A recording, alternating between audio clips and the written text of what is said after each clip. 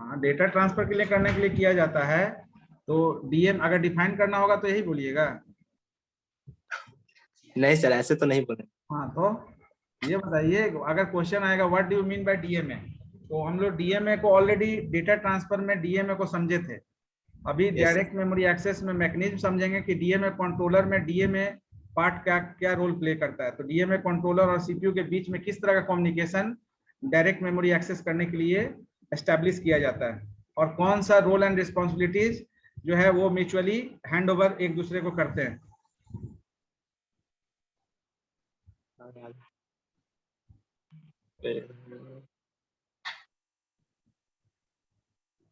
कोई बताइए, नित्यानंद।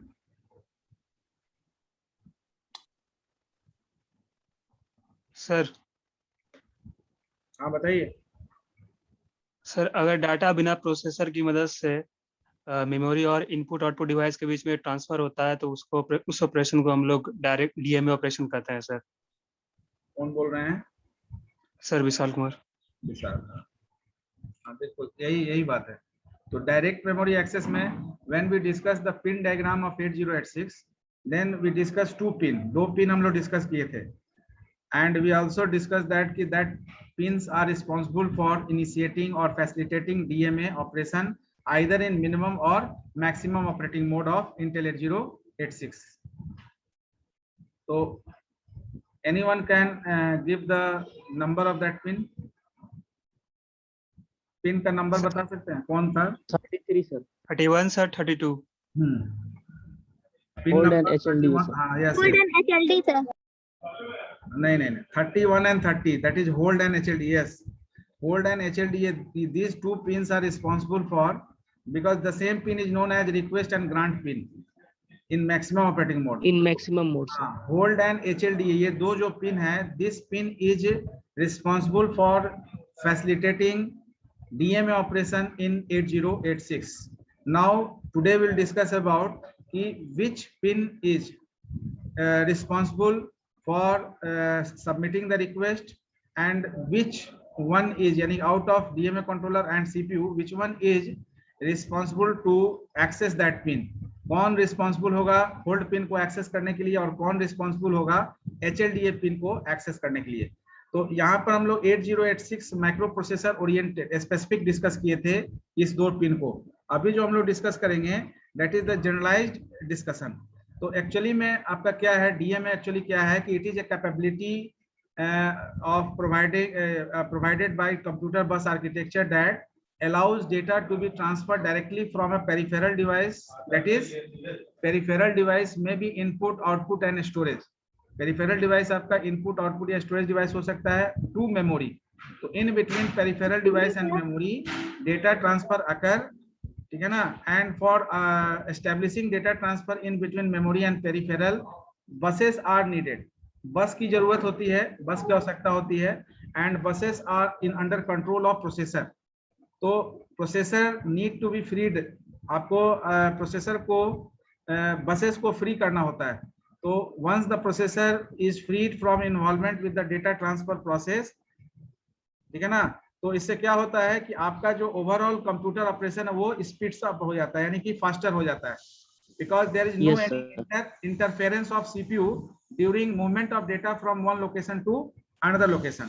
तो एक्चुअली में डीएमए डेटा ट्रांसफर जो हम लोग डिस्कस किए, तो during DMA data transfer DMA operation exist.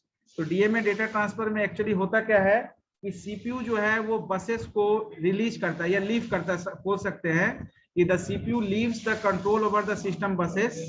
तो once the CPU leaves the control over system buses, then DMA controller takes over the control of buses.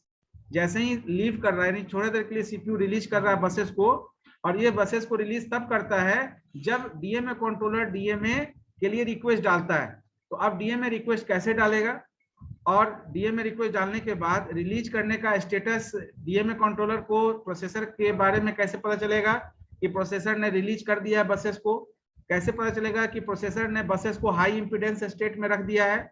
High impedance state is the state in which the processor is disconnected with the bus for time being. Buses से disconnect हो जाता है और बस जो है वो DMA controller से रीडायरेक्ट हो जाता है।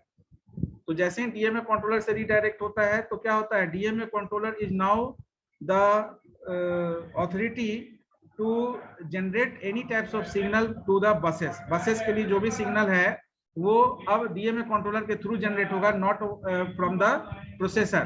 तो that is the reason behind non interference, यानी कि without any interference of the CPU the transfers occur in between the peripherals and memory. तो यहाँ दो बात है, एक सीपीयू लीव कर रहा है कंट्रोल, किसका कंट्रोल लीव कर रहा है, बसेस का कंट्रोल लीव कर रहा है, और डीएमए कंट्रोलर उसी समय में उस बसेस का कंट्रोल को टेक ओवर कर रहा है। तो क्यों टेक ओवर कर रहा है, क्योंकि उस बसेस का इस्तेमाल डीएमए कंट्रोलर को डायरेक्ट डेटा ट्रांसफर पेरिफेरल और मेमोरी के बीच में करने के लिए जरूरत होता है। Now this is the structure of generalized CPU. अब the CPU may be 8086, may be i3, i5, i7, any one. So on the basis of the microprocessor, the name of bus request and bus grant pin will be changed. Now in case of 8086 in minimum mode the pin name is hold and HLDA. तो अभी हम लोग जो discuss कर रहे हैं that is the generalized one. तो यहाँ पर क्या है कि ये आपका माइक्रोप्रोसेसर है, ये माइक्रोप्रोसेसर से दो कंट्रोल सिग्नल जुड़ा हुआ है। एक कंट्रोल सिग्नल को BR लाइन कहते हैं, दूसरे को BG लाइन कहते हैं। BR line is actually bus request line, BG line is equivalent to bus grant line. तो अब ये दो जो कंट्रोल सिग्नल है इसमें से बस रिक्वेस्ट जो है वो डीएमए कंट्रोलर उसको यूटिलाइज करता है, और बस ग्रांट को जो है वो सीपीयू यूटिलाइज करता है। तो जब भी आपका ये रिक्वेस्ट डीएमए कंट्रोलर को डीएमए इनिशिएट करने के लिए डालना होता है तो इस बस रिक्वेस्ट BR लाइन का यूज करता है वो अपने रिक्वेस्ट को सबमिट करने के लिए प्रोसेसर, और प्रोसेसर उस दौरान जो भी इंटरनल ऑपरेशन कर रहा होता है वो पूरा करने के बाद इस बस ग्रांट लाइन का यूज करता है प्रोसेसर एक्नॉलेजमेंट सेंड करने के लिए, जो वहां पर HLDA पिन है आपका। तो सर एक बार और बताइएगा सर, हाँ। बस रिक्वेस्ट के बारे में सर क्या बोले हैं? पहले ये समझ लो, फिर ये दो सिग्नल है, एक बस रिक्वेस्ट है, एक बस ग्रांट है, दो कंट्रोल सिग्नल है सीपीयू से जुड़ा हुआ, और जो सिस्टम बसेस है, डेटा बस जो बाई डायरेक्शनल है, एड्रेस बस यूनिडायरेक्शनल है, और कंट्रोल बस जो रीड और राइट ऑपरेशन के लिए यूज होगा वो इनपुट आउटपुट के लिए भी होगा और मेमोरी के लिए भी होगा। तो input output read, input output write, memory read, memory write.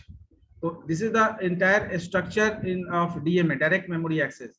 तो ये स्ट्रक्चर आपका डीएमए के लिए रिस्पॉन्सिबल होता है।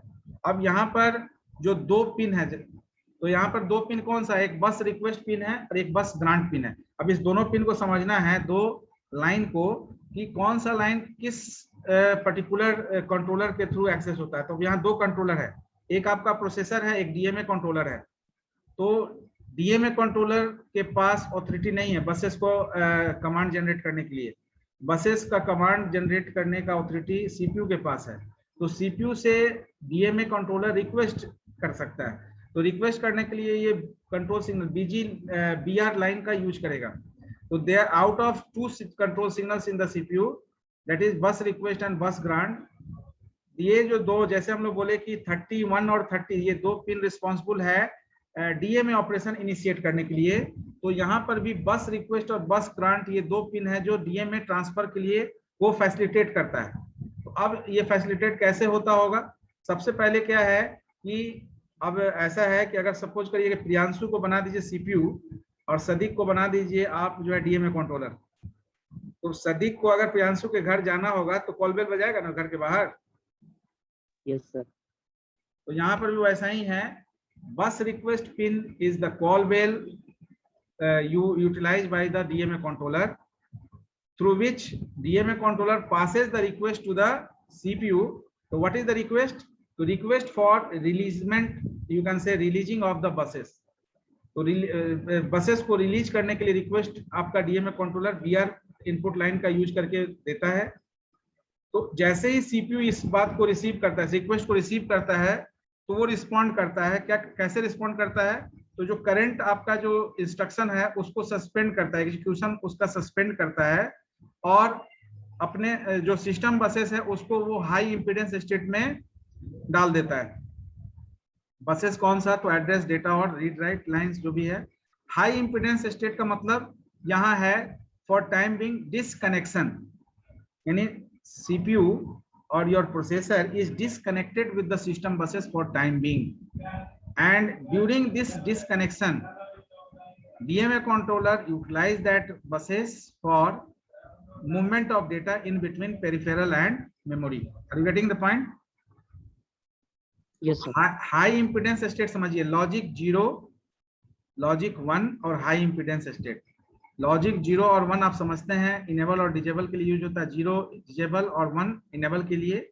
हाई इम्पीडेंस एक ऐसा स्टेट है जिसमें आपका अगर कोई पर्टिकुलर बसेस का इस्तेमाल एक से अधिक पर्पस के लिए किया जा रहा है, जैसे आप मल्टीप्लेक्स कर देते हैं, तो मल्टीप्लेक्स कर देते हैं तो जब एड्रेस बस के लिए वो काम कर रहा होता है तो डेटा को मूव नहीं कराते हैं वहां पर।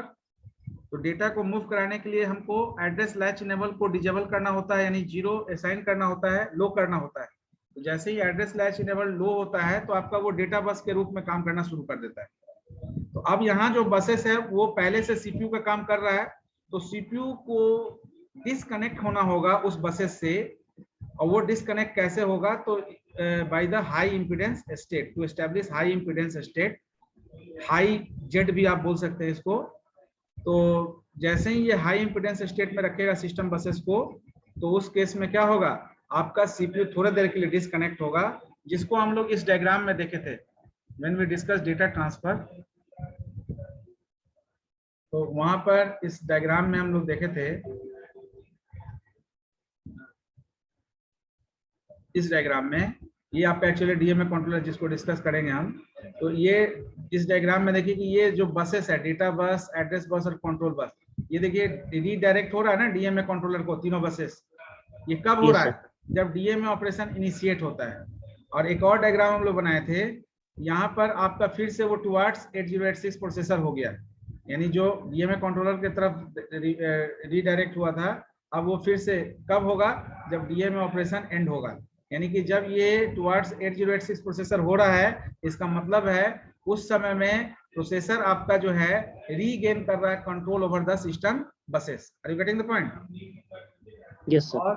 और जब ये आप देखिए, जब ये एरो आपका डीएमए कंट्रोलर की तरफ जा रहा है, ये कब जा रहा है? जब डीएमए ऑपरेशन इनिशिएट हो गया होता है। डीएमए ऑपरेशन इनिशिएट हो गया होता है, तो इसी कारण से ये देखिए, ये जैसे ही आपका डीएमए कंट्रोलर की तरफ गया, इसका मतलब है कि buses are at high impedance state, यानी processors place the buses at high impedance state. That means is in this moment the buses are disconnected with the CPU and connected with the DMA controller. Are you getting the point? Yes, sir. हाँ, यही वो particular session है जहां पर आपका DMA controller request देने के बाद सीपीयू जो है ये हाई इम्पीडेंस स्टेट पर रख दिया। अब वो डीएमए कंट्रोलर की तरफ गया। अब उस समय क्या है, हाई इम्पीडेंस रखने के बाद सीपीयू को जानकारी देनी भी होगी, किसको? डीएमए कंट्रोलर को, क्योंकि डीएमए कंट्रोलर को भी रिक्वेस्ट कहीं से आया है। This controller send the request to the DMA controller because DMA controller is not only responsible for generating or organizing the buses for direct data transfer in between the peripheral and memory. So at the moment when the DMA controller receives the request from the disk controller, DMA controller just passes that request to the BR pin. BR pin के through pass किया, तो CPU को भी BG line का use करना पड़ेगा। तो CPU कैसे BG लाइन का यूज करेगा? तो CPU एक्टिवेट करेगा। एक्टिवेट करने का मतलब है कि बस ग्रांट को एक्टिवेट करना, और ये जैसे ही बीजी लाइन एक्टिवेट होगा तो ये डीएमए कंट्रोलर को एक इंफॉर्मेशन मिलेगा एक्नॉलेजमेंट के रूप में, जिसलिए उस 8086 में पिन को हम लोग क्या बोले? HLDA pin. HLDA pin that is hold acknowledgement, यानी कि whenever this processor hold the acknowledgement, यानी hold the request, then that acknowledgement is sent to the DMA controller to realize that buses are now towards DMA controller, and once the buses are towards the DMA controller, then direct data transfer operation occur in between the peripheral and input output devices. ठीक है ना? तो CPU activate करेगा busy line, जो DMA controller को ये intimation यानी कि इंफॉर्मेशन देगा कि अब जो है प्रोसेसर ने बसेस को फ्री कर दिया है, now you can gain control over the system buses. So DMA controller takes the control over the system buses to manage the data transfer without processor controlling every aspect of data transfer. यानी कि जब आपका DMA initiate होगा तो DMA controller जो है वो responsible होगा किसी भी तरह का कंट्रोल सिस्टम बसेस के लिए जनरेट करने के लिए। और इसका मतलब क्या हुआ कि डेटा ट्रांसफर जो हो रहा है पेरिफेरल और मेमोरी के बीच में, उसमें सीपीयू का कोई इंटरफेरेंस नहीं है, यानी without any CPU interference data transfer occur in between peripheral and memory unit. Now after certain time being once the DMA operation is need to be end, आपको उसको समाप्त होने का आवश्यकता जब है तो डीएमए कंट्रोलर क्या करेगा, बीआर लाइंस के थ्रू ही डिजेबल कर देगा, अपने रिक्वेस्ट को डिजेबल करेगा। तो डिजेबल करने का मतलब है कि DMA controller just terminate the data transfer. System buses को फ्री कर देगा। हाँ बोलिए। हाँ सर ये जो सिस्टम बसेस को फ्री कर देगा सर। हाँ हाँ, इसलिए कि डीएमए कंट्रोलर को ही पता है कि आपका अब डीएमए ऑपरेशन का जरूरत नहीं है, तो डीएमए कंट्रोलर जो है वो बस रिक्वेस्ट लाइन को डिजेबल कर देगा। जैसे ही डिजेबल करेगा तो उस केस में क्या होगा, सीपीयू को फिर से कंट्रोल गेन करना है, तो इसके रिस्पांस में बीआर को डिजेबल होते हुए देख, इसके रिस्पांस में सीपीयू क्या करेगा, बीजी को डिजेबल कर देगा, यानी जो उसने बस ग्रांट किया था उसको डिजेबल कर देगा। तो जैसे ही बीजी डिजेबल होगा तो आपका सीपीयू क्या करेगा, ये CPU takes back the control over the system buses and resume its operation, अपने ऑपरेशन को वो रिज्यूम कर लेगा। अब यहाँ जो डीएमए कंट्रोलर नाम दिया गया है 8257 और 8237, these are the name of DMA controller used in Intel 8086. तो as like a processor name, जैसे आपका प्रोसेसर का नाम है 8086, i3, i5, i7, i9, उसी तरह से ये device DMA controller is a device. तो इस डीएमए कंट्रोलर जिसको 8086 में यूज किया गया उसका नाम क्या है, 8257। So we just discussed that DMA controller also. Now if anyone have any doubts related to the direct memory access, because whenever anyone asks you to say something about direct memory access, you just make a small scenario in between. तो overall conclusion क्या हुआ, entire जो हम लोग discussion किए इसका overall conclusion, इसमें दो ही बात हुई। दो बात क्या हुई कि दो कंट्रोलर है, एक आपका सीपीयू है और एक आपका डीएमए कंट्रोलर है। सीपीयू जो है वो प्रोग्राम्ड इनपुट आउटपुट को फेवर करता है, यानी जनरली सीपीयू के थ्रू हम स्मॉल अमाउंट ऑफ डेटा को मूव करते हैं एक लोकेशन से दूसरे लोकेशन में।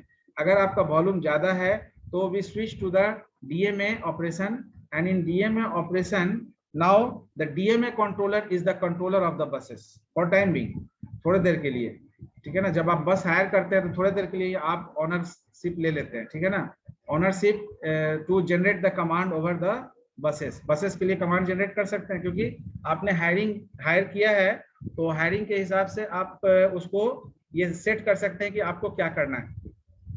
ये it doesn't matter whether you are the owner of that particular bus और not, but once you hire the bus then जितना हायरिंग आवर होगा, जितना समय के लिए वो हायर होगा, उतने समय के लिए you become a owner of that bus and you can generate the command over the buses.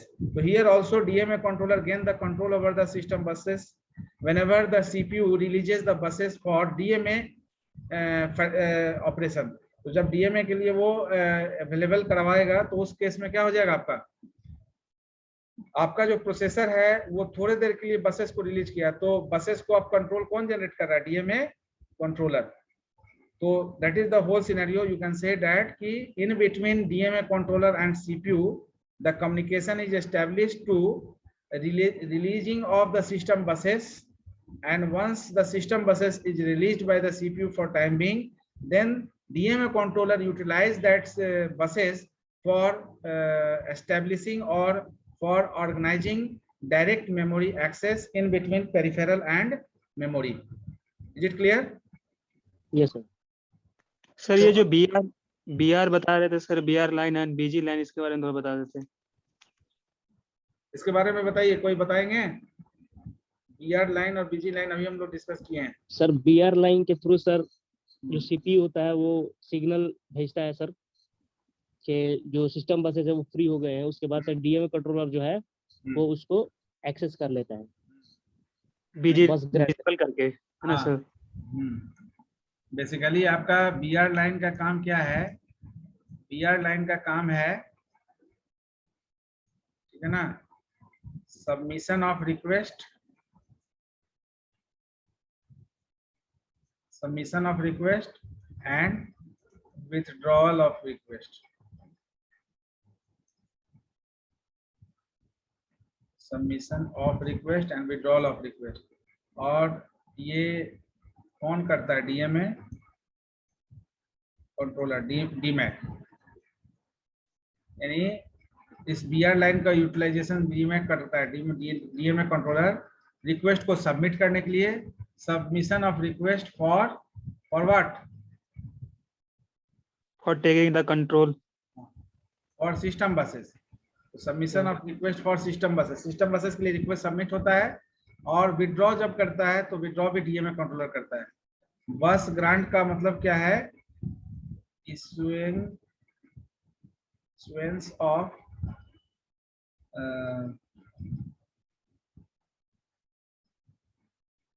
bus grant permission, ठीक है ना? issuance of bus grant permission और disable और withdraw कर सकते हैं। disable the bus grant permission. तो अब ये कौन करता है? इशुएंस ऑफ बस ग्रांट, ये आपका कौन करता है? ये आपका सीपीयू, ठीक है ना? तो ये डिफरेंस है सीपीयू और डीएमए कंट्रोलर। तो इस सर बीजी जो है सर, ये एक्नॉलेजमेंट में तो भेजता है ना सर? आप दूसरा से यह समझ लीजिए, बस रिक्वेस्ट आपका होल्ड पिन है, होल्ड, और बस ग्रांट आपका रिक्वेस्ट यानी कि एचएलडीए पिन है, ठीक है? एचएलडीए पिन है, होल्ड एक्नॉलेजमेंट, यानी कि आपका सीपीयू जो है बसेस को हाई इंपीडेंस स्टेट पर यानी डिस्कनेक्ट कर दिया है। बसेस को डीएमए कंट्रोलर यूटिलाइज कर सकता है डीएमए ऑपरेशन इनिशिएट करने में। ये एक नोटिफिकेशन सीपीयू जो है वो डीएमए कंट्रोलर को दे देता है। तो डीएमए कंट्रोलर को ये पता चल जाता है कि buses are now under control of me for time being and I can utilise that buses for establishing direct memory access in between peripheral and memory. So that is the particular. So I think that BR and BG is clear to you. जी sir. Yes sir. Any other doubt? Sir DMA controller जो है सिर्फ buses का control लेता है, इसके अलावा उसका कोई और फंक्शन जैसे कि वो अर्थमेटिक सॉल्यूशन वगैरह भी करता है क्या? अर्थमेटिक सॉल्यूशन में आपका तो एएलयू का रोल प्ले होगा ना? यस उस समय के लिए तो बसेस का कंट्रोल तो सर डीएमए के पास ना होता, तो जो भी रिस्पांस देगा उसमें तो डीएमए ही रिस्पांस देगा। हाँ, तो कैलकुलेटिव जॉब के लिए तो यहाँ यूज नहीं हो रहा ना। कैलकुलेटिव जॉब आपका जब भी होगा तो प्रोसेसर के थ्रू होगा। प्रोसेसर जो है वो इंस्ट्रक्शंस को डिकोड करेगा ना। Yes DMA controller basically data को ट्रांसफर करने के लिए, लोकेशंस बाय डेटा ट्रांसफर करने के लिए यूटिलाइज होगा। बाकी इंस्ट्रक्शन हैंडलिंग तो आपका प्रोसेसर कर ही रहा है, क्योंकि वहां पर जब आपका मूवमेंट ऑफ डेटा होता है, डेटा ट्रांसफर का मतलब मूवमेंट ऑफ डेटा, जब मूवमेंट ऑफ डेटा होता है तो उसमें आपका किसी तरह का सीपीयू इंटरफेरेंस का कोई मतलब नहीं है। सीपीयू का रोल नहीं रहता है कुछ डेटा मूवमेंट में, no role played by the CPU. That's why we can skip CPU in that particular session. उस सेशन को ऑर्गेनाइज करने के लिए हम लोग सीपीयू को स्किप कर सकते हैं। Any other question? समझ गए सर। और किसी को कोई डाउट है? No doubt. Any other topic कि अब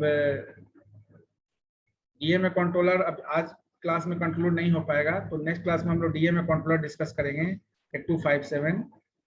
तो if you have any doubts related to any topic till discussion, तो you can raise the doubt. Sir previous class में सर आप क्या पढ़ाए थे सर? सर उसमें हम एब्सेंट थे सर। प्रीवियस क्लास में तो डॉस कमांड्स कुछ डिस्कस किए थे, और शायद डॉस आपका फंडामेंटल में डिस्कस हुआ है। तो today I just assign you just go through each and every commands, और उस कमांड्स को, क्योंकि we have to discuss about bootstrap loader program, ठीक है ना। तो there is a topic IBM boot process, IBM PC boot process. तो IBM PC boot process में हम लोग डिस्कस करेंगे POST, that is power on, self test, power management scheme, ये सारा चीज। तो वो आपको हार्डवेयर में भी बताया जा रहा होगा कि बूटिंग का प्रोसेस क्या है। Hardware Yes, sir, networking yes. Class चल रहा है ना? यस सर, तो वहाँ भी वही ना सर जो बूटिंग करता है, सिस्टम को बूटिंग कराया जाता है नेटवर्क से, हार्डवेयर से, पेन ड्राइव से, यूएसबी से। रोम बायोस क्या होता है? सर रोम बायोस, सर जो बायोस कंप्यूटर को बूटिंग करने में हेल्प करता है। यस सर, कैची में? पूरे प्रोग्राम का सर सेटिंग वगैरह सब स्टोर होता है बायोस का सर, और ये रोम में किस तरह का स्टोर प्रोग्राम? होता है सर, सेटिंग्स वगैरह।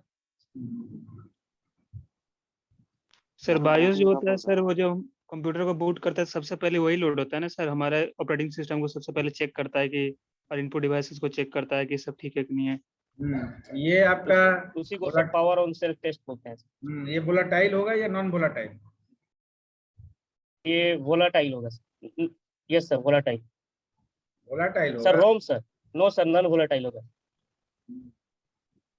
लेकिन रोम को तो वोलाटाइल मेमोरी में रखा गया है जी।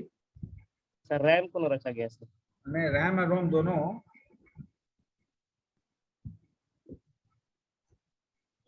तो रोम को क्या बोलेंगे आप, secondary memory? Sir primary sir. तो मतलब रोम में आपका परमानेंटली डेटा स्टोर तो रहता है ना? Yes sir.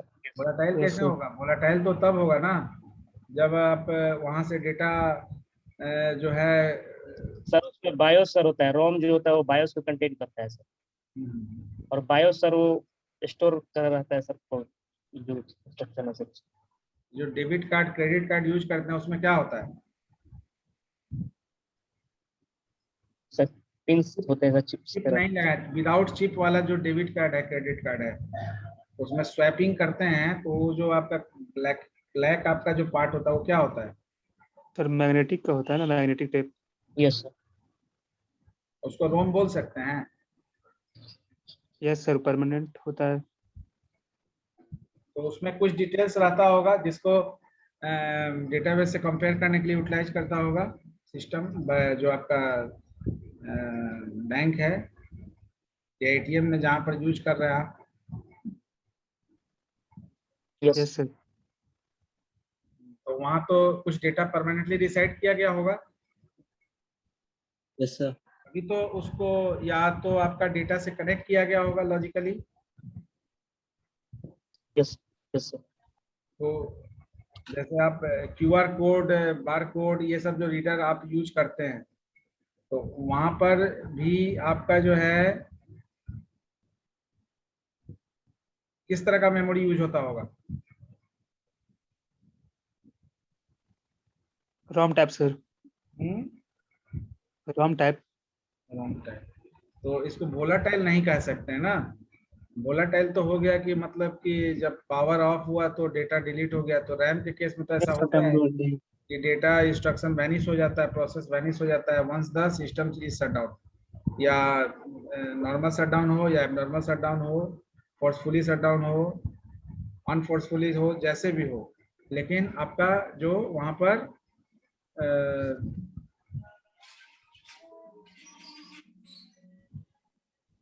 सर रैम में सर अगर पावर ऑफ होता है तो सर डाटा जो स्टोर होता है वो लॉस हो जाता है। और sir power on self test तो सर अगर सर उसमें सर रोम में पावर जब ऑफ हो जाए तो रोम जो है सर वो वहीं से सर शुरू कर देता है ऑन करने पर। इसका मतलब है कि वो वोलाटाइल नहीं है। Yes sir. उसमें डेटा आप रिटेन करके रखते हैं, आप डेटा मॉडिफाई भी कर सकते हैं। जैसे वेरियस टाइप्स ऑफ रोम पढ़े होंगे आप फंडामेंटल में। Yes sir. जैसे पी रोम है, ईपी रोम है, EEPROM। हाँ। तो ये electrical erasable programmable programmable read वाली मेमोरी जो अल्ट्रावायलेट रेज के थ्रू आपका जो है इरेज करता है और नया डेटा Yes, sir. अपलोड करता है। इलेक्ट्रिकल यानी इलेक्ट्रिकल जो है वो इलेक्ट्रिसिटी पास करके आप इलेक्ट्रिकल जो है कंपोनेंट यूज करके उसको इरेज करके और फिर से न्यू डेटा को ओवर मतलब अपलोड करते हैं वहां पर। यानी कि जब डेटा अपलोड Yes. करते हैं तो वो परमानेंटली रिटेन रहता है, थोड़े समय के लिए परमानेंटली रिटेन करके रखता है।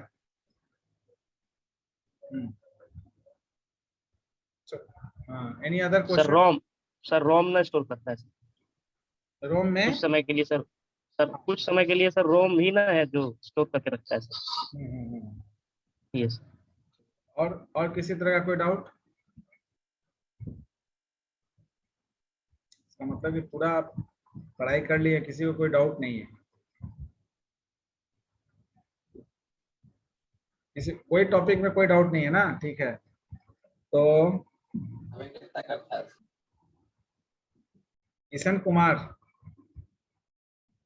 सर हाँ, ये बताइए कि इंटेल 8086 में जो स्टेटस फ्लैग है वो कितने बिट का है?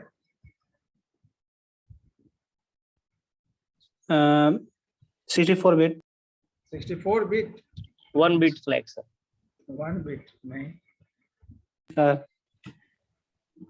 1 बिट का फ्लिप फ्लॉप यूज होता है उसमें, वो तो सही है, बट स्टेटस फ्लैग कितने बिट का है?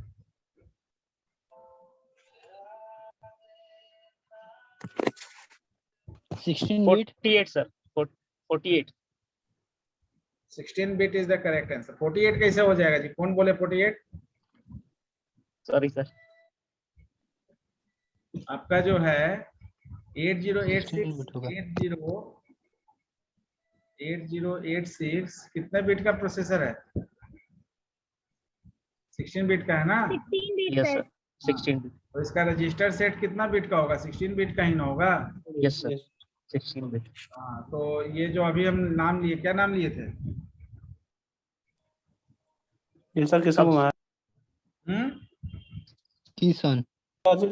स्टेटस फ्लैग रजिस्टर सर कितने बिट का होता है? तो स्टेटस फ्लैग रजिस्टर भी तो वो जो 14 रजिस्टर सेट है, रजिस्टर सेट में से ये भी है, तो हर रजिस्टर सेट 16 बिट का होता है, चाहे वो एक्यूमुलेटर हो, बेस हो, डेटा हो, काउंटर हो, source index, destination index, base pointer, stack pointer, then code segment, data segment, stack segment, extra segment, all are of 16 bit. तो स्टेटस फ्लैग भी 16 बिट होगा ना? Yes sir.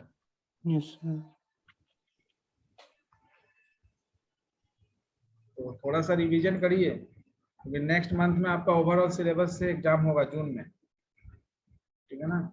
ऑनलाइन होगा। Okay sir.